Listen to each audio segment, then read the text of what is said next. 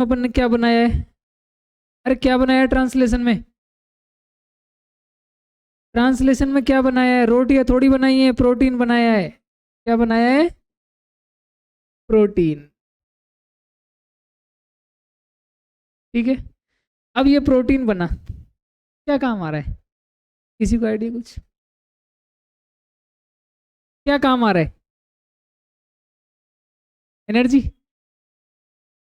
बताओ।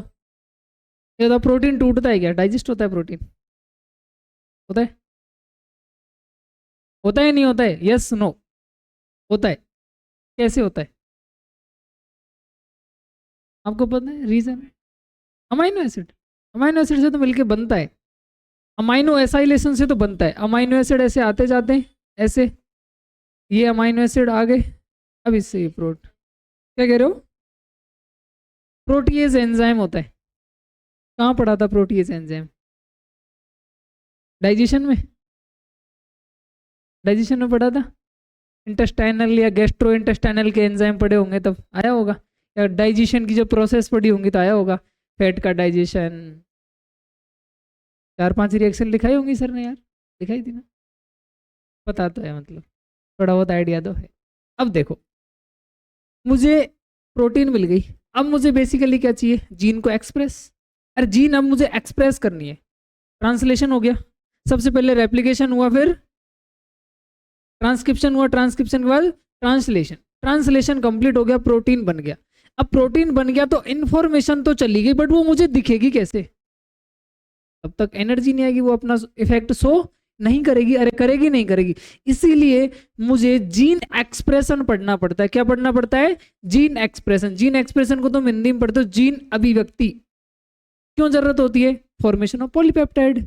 जो आपके पॉलीपेप्टाइड है उसके लिए नीड होती है जीन एक्सप्रेशन की। क्या काम करती है gene expression? Sir gene expression का रेगुलेशन किस काम आता है? तो उसका रेगुलेशन काम आता है अपनी मेटाबॉलिक प्रोसेस को चलाने के लिए। मेटाबॉलिक प्रोसेस क्या होती है?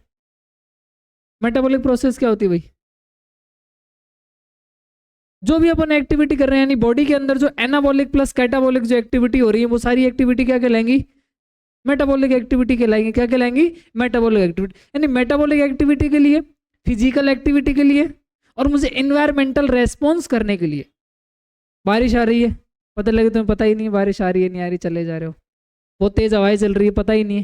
यानी आप इन्वायरमेंटल को भी रेगुलेट करते हो, उसके प्रति भी आप रेस्पॉन्स करते हो। इन सारी चीजों के लिए आपको किसका रेगुलेशन जरूरी है? जीन एक्सप्रेशन का। और जीन एक्सप्रेशन आता है आपकी बॉडी में एनर्जी होती है तब। क्या आता है? बॉडी में एनर्जी होगी तभी तो आएगा। और एनर्जी के लिए आप अलग अलग प्रकार के अपन ओपेरॉन पढ़ते हैं। क्या पढ़ते हैं? ओपेरॉन। जिसमें 2-3 नाम एनसीईआरटी में दे रखे हैं। ट्रिप्टोफैन ओपेरॉन, लैक ओपेरॉन, 2-3 नाम दे रखे। ठीक है, ये दो आपके काम के हैं, जिसमें से एक अपना सिलेबस में। लैक मतलब लैक्टोज ओपेरॉन। क्या होता है? Lactose operon. लैक्टोज डाइसैकेराइड है क्या? डाइसैकेराइड है। सैकेराइड यानी क्या होते हैं? सैकेराइड वर्ड का मतलब क्या होता है? कार्बोहाइड्रेट। कार्बोहाइड्रेट, शुगर, कुछ ऐसा ही होता है। डाइसैकेराइड है आपका लैक्टोज। लैक्टोज का डाइहाइड्रोलाइसिस करते हैं वाटर की प्रेजेंस में, वो टूटता है ग्लूकोज और गैलेक्टोज में। ग्लूकोज से अपने को एनर्जी मिलती है।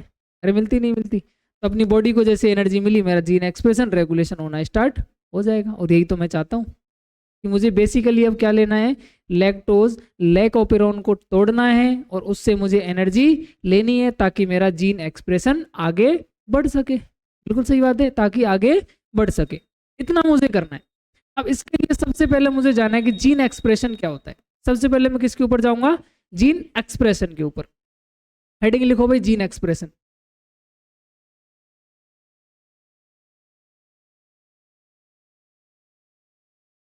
जीन एक्सप्रेशन, हिंदी में बोलते हैं इसको जीन अभिव्यक्ति। क्या बोलते हैं?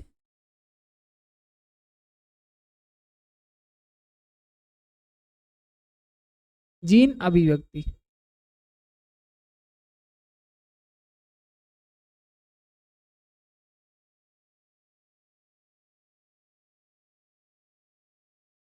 जीन अभिव्यक्ति किसके लिए? फॉर्मेशन ऑफ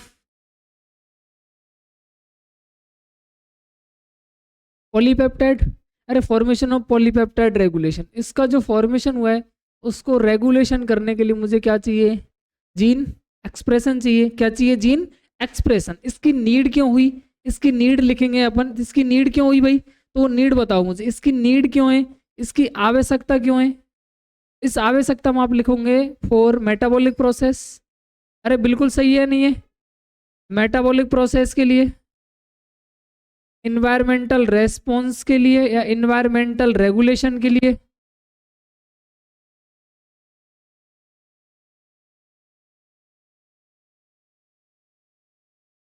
और फिजिकल एक्टिविटीज के लिए।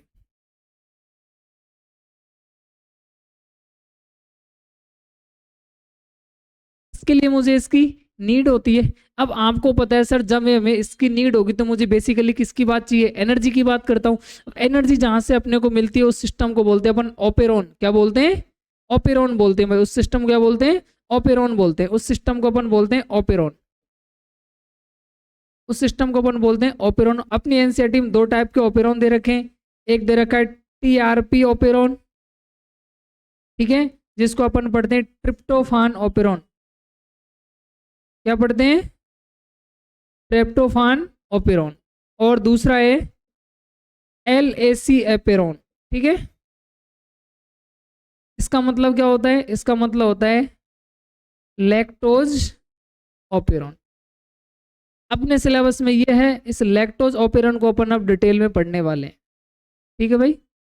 इसको लैक्टोज ऑपेरॉन को अपन अब डिटेल में पढ़ने वाले हैं। किसको पढ़ेंगे? लैक्टोज ऑपेरॉन को। अब लैक्टोज ऑपेरॉन क्या होता है, कैसे काम करता है, कैसे मुझे इससे एनर्जी मिलती है और कैसे नहीं मिलती, ये अपन देखने वाले। नोट डाउन करो इसको फटाफट, नोट डाउन करो भाई।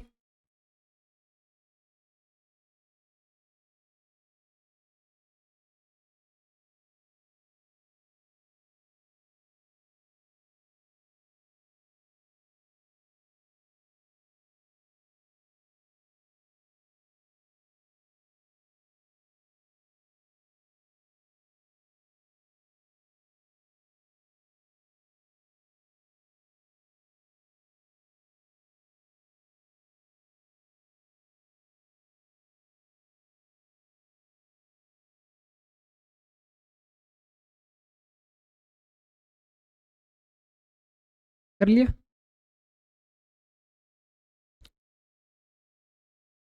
नेक्स्ट है अपने पास क्या? Lac operon. क्या है भाई अपने पास? लैक ऑपेरॉन, ठीक है। तो अपन अब लैक ऑपेरॉन देखते हैं कि लैक ऑपेरॉन क्या होता है।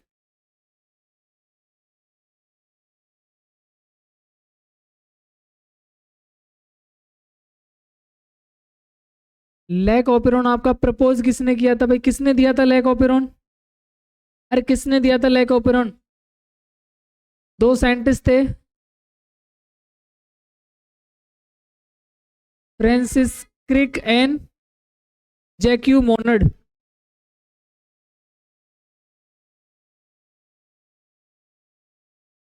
ये 2 साइंटिस्ट थे जिन्होंने आपका लैक ऑपेरॉन दिया। क्या दिया? Lack operon. लैक ऑपेरॉन का पूरा नाम क्या है? लैक्टोज ऑपेरॉन है। क्या है भाई लैक ऑपेरॉन का पूरा नाम? लैक्टोज ऑपेरॉन,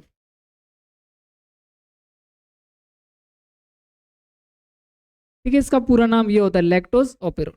अब देखो लैक्टोज ऑपेरॉन कंसिस्ट किससे होता है? लिख लेना भाई अभी ध्यान से। इधर देखो, ये बना किसका होता है? लैक्टोज ऑपेरॉन किसका बना होता है? तो लैक्टोज ऑपेरॉन के पास मेरे को क्या, एक जो इसका कंसिस्ट पार्ट होता है, यानी ये किस किस से मिलके बना होता है, ठीक है। तो इसके पास 2 होते हैं। एक तो होती है स्ट्रक्चरल जीन। क्या होती है? Structural gene. और एक होती है इसके पास रेगुलेटरी जीन। क्या होती है? Regulatory gene. यानी 2 इसके कंपोनेंट होते हैं। तो आपकी स्ट्रक्चरल जीन होती है वो 3 होती हैं इसके अंदर, जेड, बाई और ए। स्ट्रक्चरल रेगुलेटरी जीन होती है इसके अंदर आई जीन। क्या होती है? आई जीन। एक ही इसके अंदर ये कंसिस्ट होता है। लैक ऑपेरॉन किससे कंसिस्ट होता है भाई? Structural gene plus regulatory gene. Structural gene के अंदर 3 जीन होती है, जेड जीन, बाई जीन और ए जीन।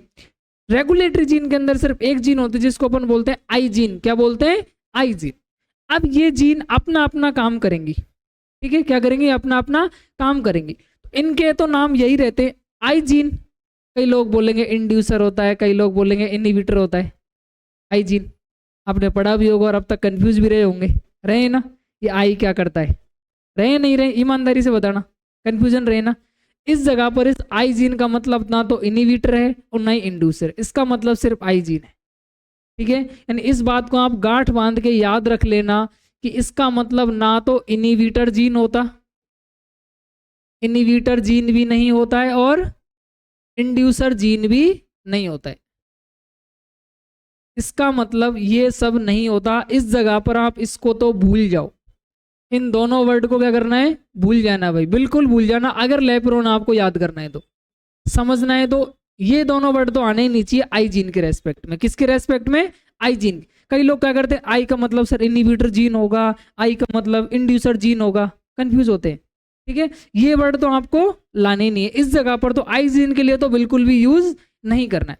इस लैक ऑपेरॉन में जो इंड्यूसर है, इस प्रोसेस को चला कौन रहा है, लैक्टोज चला रहा है। कौन चला रहा है, लैक्टोज। इंड्यूसर कौन होता है, किसी प्रोसेस को चलाने वाला, किसी प्रोसेस को आगे बढ़ाने वाला। तो मेरा लैक्टोज है वो क्या है, इंड्यूसर है। यहां पर मेरा इंड्यूसर कौन है, लैक्टोज है सर। कौन है भाई, लैक्टोज। इंड्यूसर है मेरा लैक्टोज। ये बात अपने को पता चली। अब अपने को बेसिकली क्या चाहिए, एनर्जी चाहिए। अरे क्या चाहिए मुझे, बेसिकली एनर्जी चाहिए। मैं बात किसकी करूंगा, एनर्जी की। अब मुझे बताओ, एनर्जी की नीड होगी, लैक्टोज को मैं तोड़ूंगा, ग्लूकोज मिल जाएगा। मतलब ये मेरा इंड्यूसर क्या हो जाएगा, ऑन। क्या हो जाएगा, ऑन। यानी एनर्जी की नीड है तो मेरा इंड्यूसर क्या हो जाएगा, ऑन। और अगर एनर्जी की नीड नहीं है तो ये क्या हो जाएगा, ऑफ। क्या हो जाएगा, ऑफ। अरे बात समझ में आ रही है। अगर मुझे यहां पर एनर्जी की नीड है, मैं लिखता हूं एनर्जी नीड, तो ये क्या हो जाएगा, ऑन। और इफ नो नीड, अगर जरूरत नहीं है, इफ नो नीड, ठीक है। अगर नीड नहीं है तो ये क्या हो जाएगा, ऑफ हो जाएगा। कुछ पता चला इसके बारे में। ये आपको पता चला कि सर लैक ऑपेरॉन ये होता है, इसका मतलब लैक्टोज ऑपेरॉन होता है। दो साइंटिस्टों ने, जिन साइंटिस्टों का नाम है Francis Crick and Jacques Monod. Lactose operon दो चीज से मिलकर बना होता है, कंसिस्ट ऑफ स्ट्रक्चरल जीन और रेगुलेटरी जीन। स्ट्रक्चरल जीन में सर तीन प्रकार की जीन होती है, जेड जीन, बाई जीन और ए जीन। रेगुलेटरी जीन एक होती है आई जीन, जिसका मतलब इनिबिटरी और इंड्यूसर तो कतई नहीं होता, ठीक है। अब अपन आगे देखते हैं कि इसका मीनिंग क्या होता है।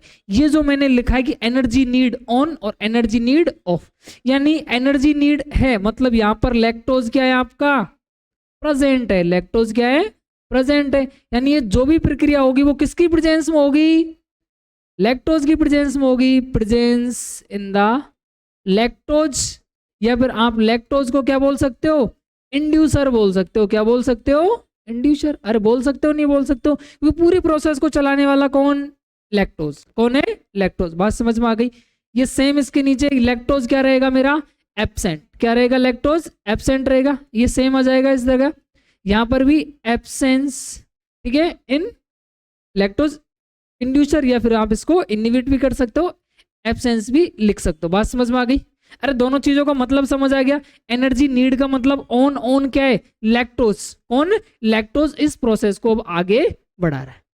पता चला कुछ, ये चीज समझ में आ गई यहां तक। अरे आई या नहीं आई। अब इधर आगे देखो, मेरे पास इस लैक्टोज ऑपेरॉन की जो जीन है उनको अपन हम डायग्रामेटिकली पढ़ते हैं। क्या पढ़ते हैं, डायग्रामेटिक। तो मैं डायग्रामेटिकली पढ़ूंगा तो मेरे पास देखो दो चीज हो जाएगी। एक तो मेरे पास क्या हो जाएगा,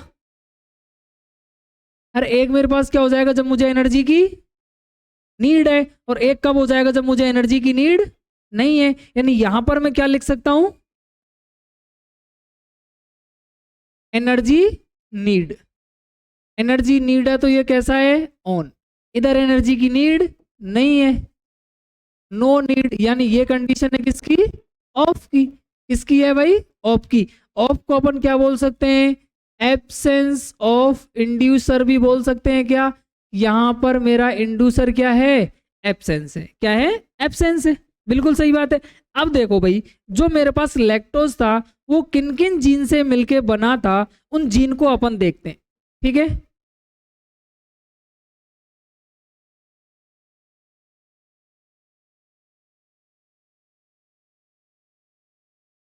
यहां पर होती है आपकी आई जीन। कौन होती है, आई जीन। यहां पर होती है आपकी ऑपरेटर साइट। इसके बाद आती है आपकी जेड, बाई और ए जीन, ऐसे कुछ रहता है।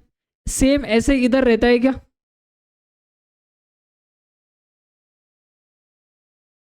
सबसे पहले आपकी पी साइट, इसके बाद आपकी आईजीन, आईजीन के बाद ओ ऑपरेटर जोन, इसके बाद जेड, वाई और ए। अरे ये जीन आ गई, इसमें स्ट्रक्चरल जीन भी आ गई और रेगुलेटरी जीन भी आ गई। अरे बात समझ में आ रही है? अब देखो ये आई जीन होती है, कौन? आई जीन। ये आई जीन प्रोड्यूस करती है एक रिप्रेसर एमआरएनए को। किसको भाई?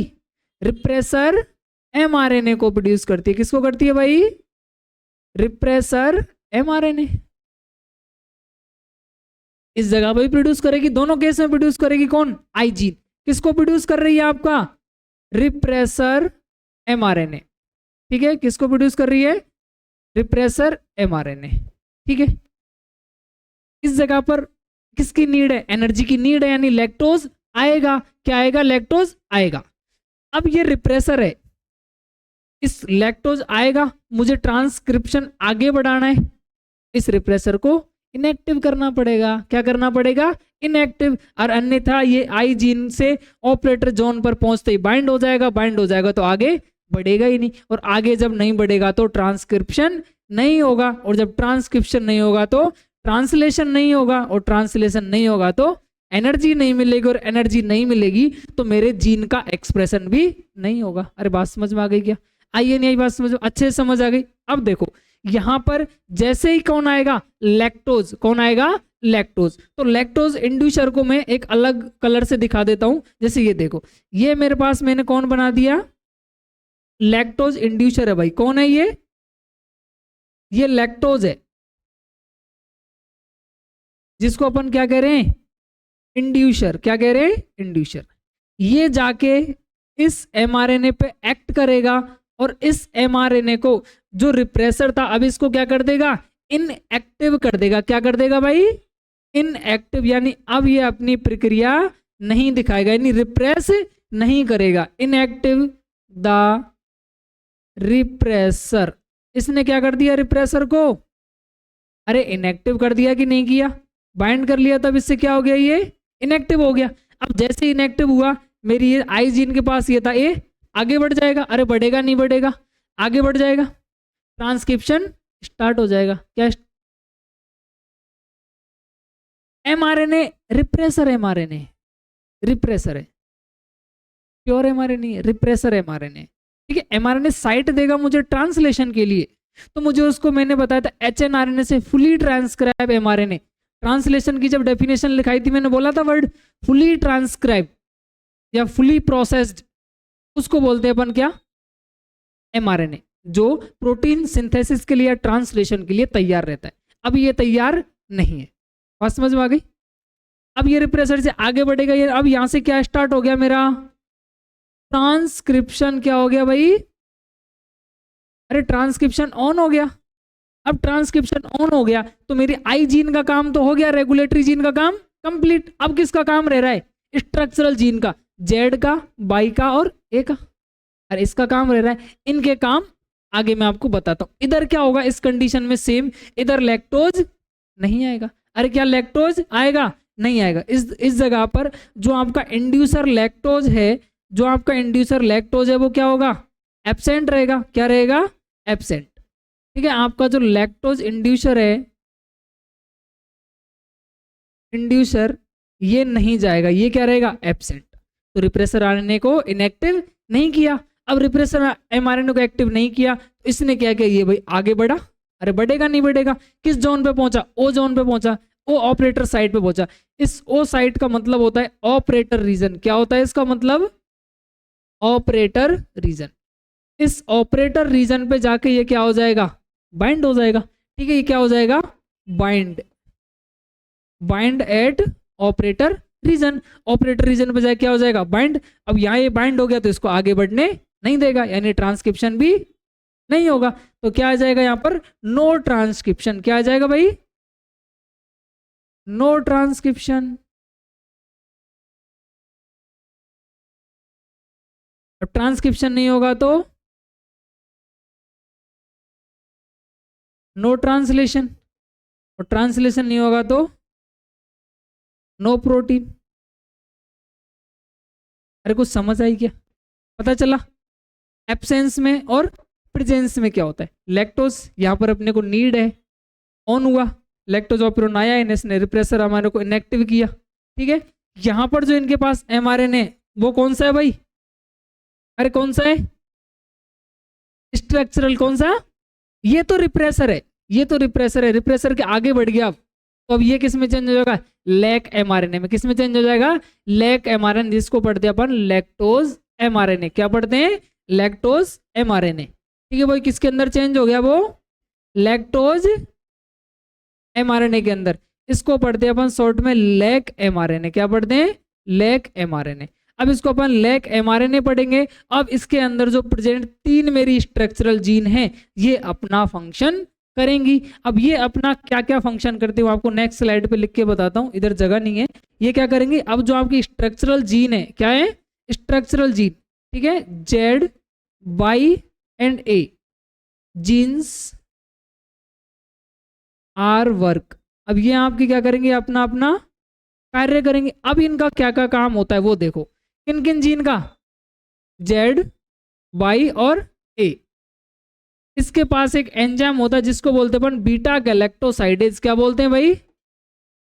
Beta galactosidase. ये क्या करता है? क्या करता है भाई ये? अरे क्या करता है? Hydrolysis of disaccharide. और डाइसैकराइड कौन है यहाँ पर? लैक्टोज। कौन है भाई? लैक्टोज। लैक्टोज क्या कर देगा? हाइड्रोलाइसिस कर देगा। हाइड्रोलाइसिस का मतलब क्या होता है? In presence of water. अरे इन प्रेजेंस ऑफ वाटर। अब देखो इसका हाइड्रोलाइसिस करेगा तो रिएक्शन कैसे रहेगी? ये मैंने लैक्टोज लिखा। क्या लिखा? Lactose. Lactose in presence of water आपका 2 मॉलिक्यूल के अंदर ब्रेक डाउन हो जाता है। पहला मॉलिक्यूल बनता है ग्लूकोज और गैलेक्टोज। अरे ग्लूकोज और गैलेक्टोज। अरे माल्टोज, नाम सुनूंगा अपने, माल्टोज, लैक्टोज, ये सब क्या होते हैं? डाइसैकराइड होते हैं। क्या होते हैं? डाइसैकराइड, ठीक है। ये काम किसका है? बाइजीन। किसका? बाइजीन। बाइजीन के पास एक एंजाइम है जिसको बोलते हैं बीटा गैलेक्टोसाइडेज। और वो क्या करवा रहा है? हाइड्रोलाइसिस ऑफ डाइसैकराइड करवा रहा है। यहाँ पर डाइसैकराइड कौन है? लैक्टोज। इस लैक्टोज को मैंने प्रेजेंस ऑफ H2 ने हाइड्रोलाइसिस किया तो किसके अंदर टूट गया? ग्लूकोज और गैलेक्टोज। ग्लूकोज मिल गया, ग्लूकोज आगे बढ़ेगा, एनर्जी मिल जाएगी। अरे मिलेगी नहीं मिलेगी? ग्लाइकोलाइसिस, ग्लूकोज मिलते ही क्रेब साइकिल, ETS, एनर्जी। समझ में आ गई बात? अब इधर देखो, ये बाइजीन आपका क्या करेगी? सॉरी, हाँ, बाइजीन क्या करेगी? तो बाइजीन के पास एक एंजाइम है जिसको बोलते हैं परमिएज। क्या बोलते हैं? परमिएज। ये क्या करता है? Increases the permeability. ये किसको इंक्रीज करता है? परमिएबिलिटी को इंक्रीज करता है। किसके लिए? टू ग्लूकोज अपटेक, ताकि ग्लूकोज को क्या करे? वो सेल से अपटेक करे। Glucose uptake increases in cells. जो आपकी सेल्स हैं बॉडी की, उसके अंदर ग्लूकोज का अपटेक बढ़ जाए। और भाई सेल्स के अंदर जब ग्लूकोज जाएगा तो उनको एनर्जी मिलेगी। क्या मिलेगी? एनर्जी मिलेगी। तो ये परमिएज क्या करता है? परमिएबिलिटी को इंक्रीज करता है। क्या करता है? इंक्रीज करता है। अब ए जीन आपका क्या काम करती है? बताओ भाई, ए जीन क्या करती है? ए जीन के पास एंजाइम होता है जिसका नाम होता है ट्रांस एसिटाइलेज। क्या होता है? Transacetylase. ये क्या करता है? ये ट्रांसफर करता है। किसको ट्रांसफर करता है? Transfer the acetyl coenzyme ए। नाम सुना है क्या? कहाँ काम आता है ये? Acetyl coenzyme A to form energy. Energy के लिए काम आता है कि नहीं आता है भाई? अरे एनर्जी बनाने के लिए काम आता है, बिल्कुल आता है। तो ये आपकी स्ट्रक्चरल जीन थी। उस प्रोसेस में ये जीन अपना फंक्शन शो करेंगी। क्या करेंगी? ये जीन अपना फंक्शन शो करेंगी। किसको चलाने के लिए? सर इस लैक ऑपेरॉन को आगे बढ़ाने के लिए, इस लैक ऑपेरॉन को चलाने के लिए। ये जो अब मेरी स्ट्रक्चरल जीन थी, इन्होंने अपना फंक्शन किया, लैक्टोज ऑपेरॉन का काम कंप्लीट हुआ। अब मेरा mRNA कंप्लीटली क्या हो चुका?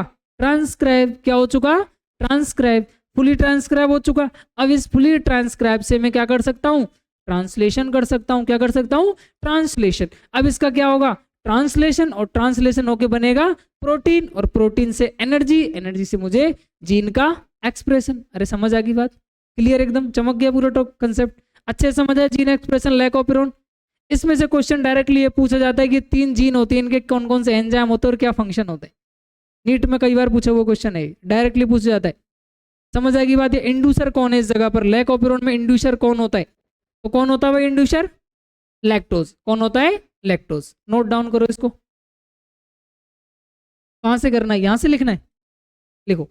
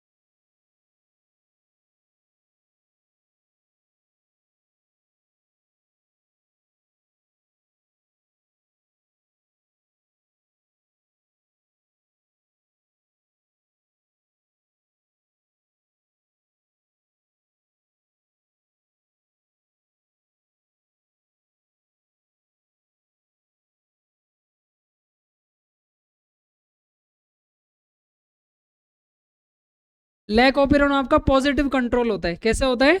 Positive control. ठीक है, लैक ऑफ आयरन आपका पॉजिटिव कंट्रोल होता है। कैसा होता है भाई? Positive control. पॉजिटिव कंट्रोल का मतलब क्या होता है? अरे क्या होता है पॉजिटिव कंट्रोल का मतलब? पॉजिटिव कंट्रोल का मतलब क्या होता है बताओ कोई? तो बताएगा पॉजिटिव कंट्रोल का मतलब? सर जब नीड होगी तभी ऑन होगा, नीड नहीं है तो ऑफ पड़ा रहेगा। बात समझ में आ गई?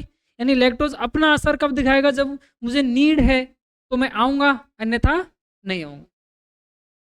उस पर जरूरत पड़े तो कॉल कर लेना, ऐसे बोलते। मूवी भी देखता नहीं हूँ मैं, सो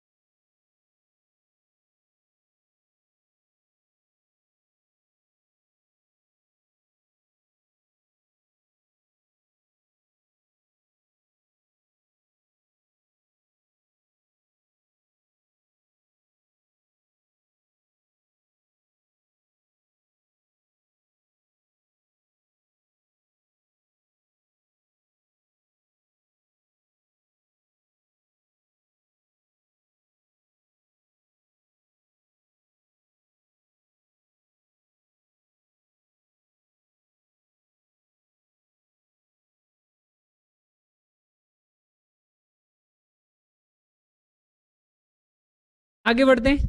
HGP क्या पढ़ते हैं भाई? HGP। HGP का पूरा नाम क्या होता है?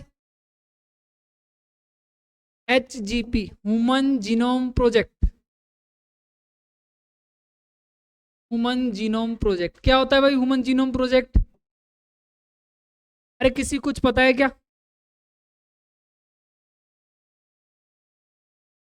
अरे पता है या नहीं है? आना तो भर दिया करो भाई, ये सबसे बढ़िया आंसर है। सर आप ही बता दिया करो, आप ही पढ़ लिया करो, हम देख लेंगे अपने हिसाब से, एग्जाम आएगा तब। क्या होता है HGP? बताओ क्या होता है भाई HGP? कुछ आइडिया HGP के बारे में? ह्यूमन जीनोम प्रोजेक्ट क्या होता है? चलिए बताओ कब स्टार्ट हुआ था? स्टार्ट कब हुआ था? 1951, 1951? अरे नहीं नहीं नहीं, बताओ भाई बताओ। इतना पुराना नहीं है, लेटेस्ट ही है, तो नया ही है। 1900 में स्टार्ट हुआ था। कब हुआ था? 1900 में। और कब तक चला था? अरे कब तक चला था 1900 से स्टार्ट होके? 1990, सॉरी 1990। 1990 में स्टार्ट हुआ था और 2003 में कंप्लीट हुआ। कितने साल? 13 ईयर्स। क्या चला? ये 13 ईयर्स चला, इसीलिए इसको एक मेगा प्रोजेक्ट नाम से भी जानते हैं। किस नाम से जानते हैं? मेगा प्रोजेक्ट नाम से भी जानते हैं। मेगा नहीं है ये, मेगा। मेगा नहीं होता बड़ा, वो मेगा बादल मेगा वाले नहीं है, हिंदी वाला कोई मेगा सोच रहा हो, मेगा। ठीक है, मेगा प्रोजेक्ट है। इस वजह से एक्चुअल में क्या होता है देखो, ह्यूमन जीनोम प्रोजेक्ट यानी कि लोगों के दिमाग में ये लगा कि यार किसी भी मेरे ऑर्गेनिज्म का, किसी भी जीव का मैं अगर जेनेटिक इंफॉर्मेशन देखता हूँ, उसकी अनुवांशिकी की सूचनाएं लेता हूँ, उसकी अनुवांशिक सूचना मुझे लेनी है, तो मुझे क्या देखना पड़ेगा? आप बताओ। मुझे किसी भी इंसान की अनुवांशिक सूचना लेनी है, उसकी जेनेटिक इंफॉर्मेशन कलेक्ट करनी है, तो मैं क्या करूंगा? सर उसके ऊपर जो प्रेजेंट डीएनए उसका सीक्वेंस देख लूं, बस समझ में आ जाए। अरे जो सीक्वेंस प्रेजेंट है अगर वो मुझे पता चल जाए, तो मैं उस पर्सन का या उस ऑर्गेनिज्म का क्या बता सकता हूं? जेनेटिक इंफॉर्मेशन बता सकता हूं। या फिर आप इस चीज को ऐसे कह सकते हो कि सर किसी भी इंसान की जो जेनेटिक इंफॉर्मेशन होती है वो उसके अंदर प्रेजेंट नाइट्रोजन बेसिस से ही डिसाइड होती है। बात समझ में आ गई? दोनों बात सही है क्या? अरे सही है नहीं है दोनों बात? किसी ऑर्गेनिज्म की जेनेटिक इंफॉर्मेशन जाननी है तो उसके अंदर प्रेजेंट बेस पेयर के सीक्वेंस को जान लो, एक बात। दूसरी बात, सर किसी ऑर्गेनिज्म का अगर मुझे बेस पेयर सीक्वेंस पता है तो क्या उसकी जेनेटिक इंफॉर्मेशन के बारे में पता है? अरे पता है नहीं है, सेम बात है वही। एनसीईआरटी में से इस बात को घुमा के लिखा हुआ है, दोनों ने इंटरलॉक कर रखा है इस बात को। ये मैंने आपको सिंपल करके बताई।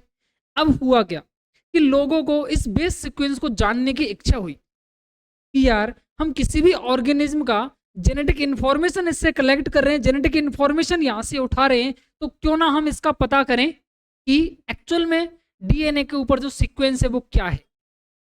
डीएनए पे सीक्वेंस आता है यानी नंबर ऑफ न्यूक्लियोटाइड, और नंबर ऑफ न्यूक्लियोटाइड किसके बराबर होते हैं?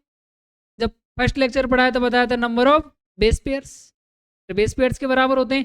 ह्यूमन के अंदर डिप्लॉयड सेल में कितने बेस पेयर होते हैं? डिप्लॉयड, हैप्लॉयड नहीं बोल रहा, 6.6 इंटू 10 की पावर 9 बेस पेयर। कितने होते हैं? 6.6 इंटू 10 की पावर 9 बेस पेयर। ह्यूमन के किसमें भाई? डिप्लॉयड सेल में। ह्यूमन डिप्लॉयड सेल के पास कितने होते हैं?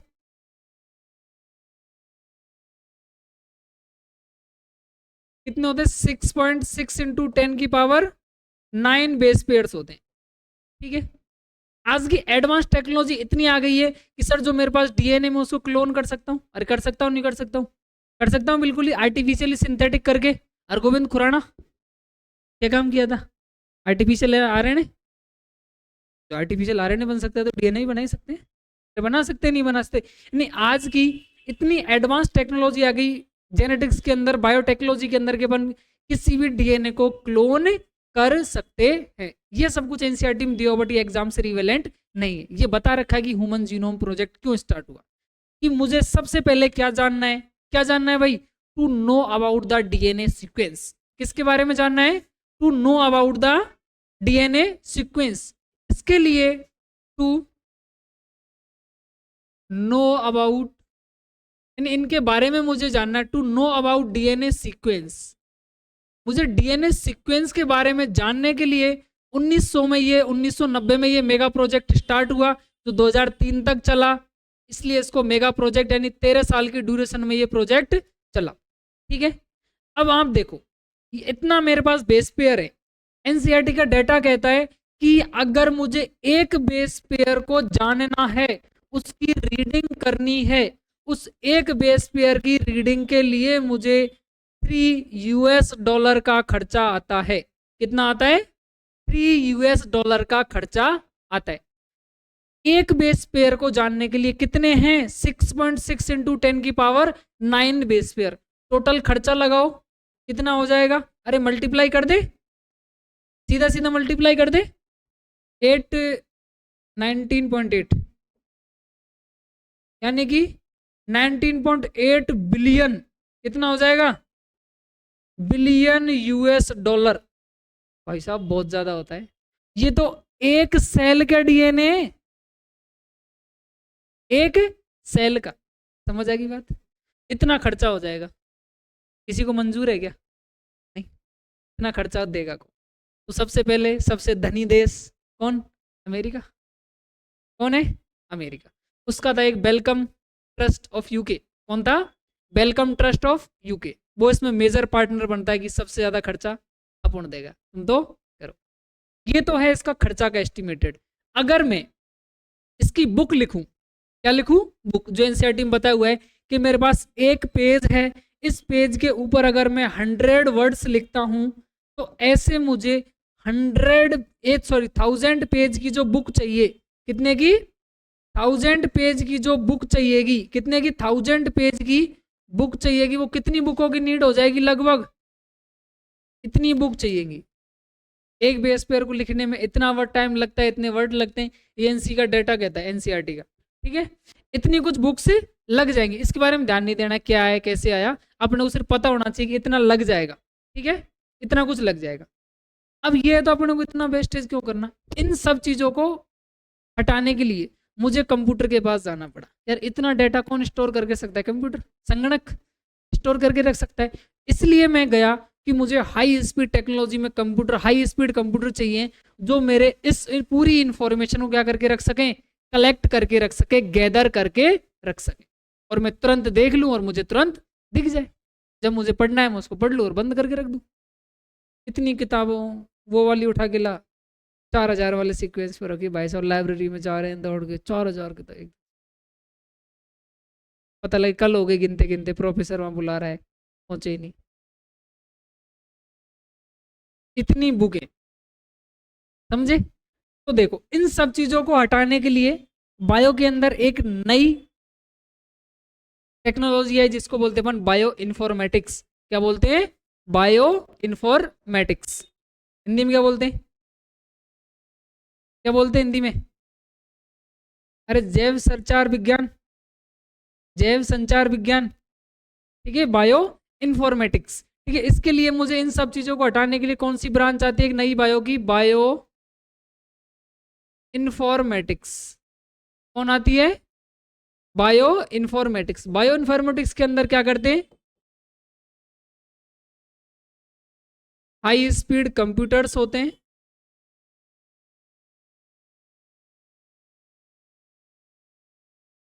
स्टोर्ड द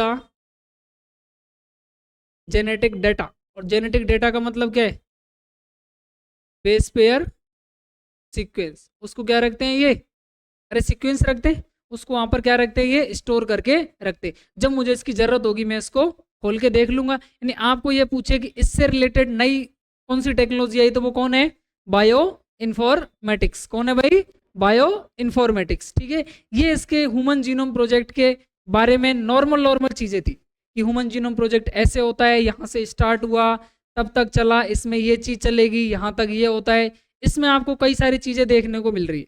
अब मैं आपको कह रहा हूँ कि इसमें इतना खर्चा है, तो सबसे ज्यादा खर्चा किसने दिया? अमेरिका ने। उसका एक ट्रस्ट है जिसको बोलते हैं वेलकम ट्रस्ट ऑफ यूके। क्या बोलते हैं? Wellcome Trust of UK. और एक और होता है यूएस अमेरिकन। अरे कौन है? यूएस अमेरिकन है नेशनल हेल्थ इंस्टीट्यूट। क्या है? National institute of health. इसमें ये दो लोग थे या ये तीन लोग थे जिन्होंने अपनी मेजर भूमिका निभाई। उसके बाद कुछ आर्थिक इकोनॉमिक सपोर्ट करने के लिए चार कंट्री और आती हैं, चाइना, फ्रांस, जापान और रशिया। ठीक है, ये कंट्रीज और आती हैं जो इसमें अपना कंट्रीब्यूशन देती हैं। इस प्रकार से इस प्रोजेक्ट को चलते चलते 1990 में स्टार्ट होने के बाद 2003 में आखिरकार ये कंप्लीट होता है। बट इसमें एक क्रोमोसोम, फर्स्ट क्रोमोसोम का सीक्वेंस कंप्लीट नहीं होता है। जो कंप्लीट होता है कब? 2006 में। कब होता है? 2006 में। जो फर्स्ट क्रोमोसोम होता है उस पर बाई, फर्स्ट क्रोमोसोम के अंदर बाई होता है, उसका अपन क्या सीक्वेंस देखते हैं। ठीक है, फर्स्ट क्रोमोसोम को क्या हुआ? इनकम्प्लीट हुआ। उस इनकम्प्लीट को कंप्लीट करते टाइम और कितने लग गए? 3 एक्स्ट्रा ईयर और लगे। तो कब कंप्लीट होता है ये? अरे कब होता है कंप्लीट? टोटली अगर कंप्लीट पूछे 2006 में, अगर एस्टिमेटेड है तो 2003। अगर पूछे इंक्लूड फर्स्ट क्रोमोसोम, क्वेश्चन ध्यान से पढ़ना, इंक्लूड फर्स्ट क्रोमोसोम तो 2006, विदाउट फर्स्ट 3। समझ आएगी बात? अरे आई नहीं आई? नोट डाउन करो इसको फटाफट।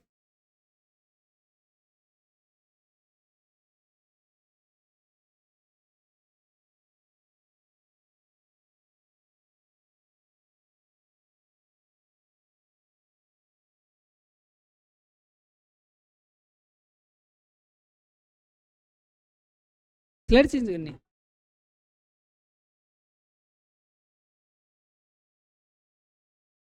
कौन है इस बायो इन्फॉर्मेटिक्स में? आपको पता है ना, HGP। कौन है भाई? HGP with new branch of biology.